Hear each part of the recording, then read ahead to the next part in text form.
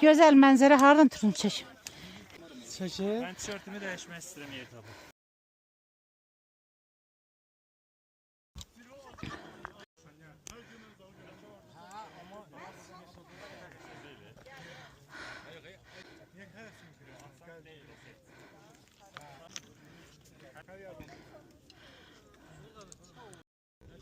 O moment var idi, çəkildi.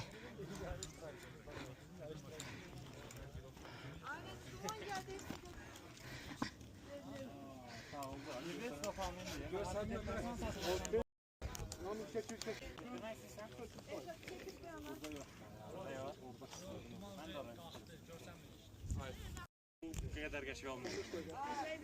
Bu duman vardı ya. Aynur, bir gözəl mənzərəni itirdin. Belə o bulutlar belə düppədüz var idi. Hə, keçdi. Yəni çəkdim. Burada idi, getdi, belə sekund oldu. Gəl, çəkirəm.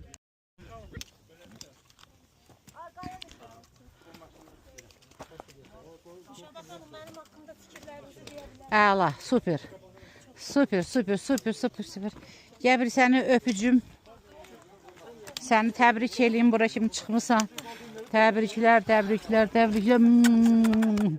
Maladiyyət, necəsən? Annesi. Özü necə hiss eləyirsən? Yaxşı. Yaşasən. Elə arjumşam.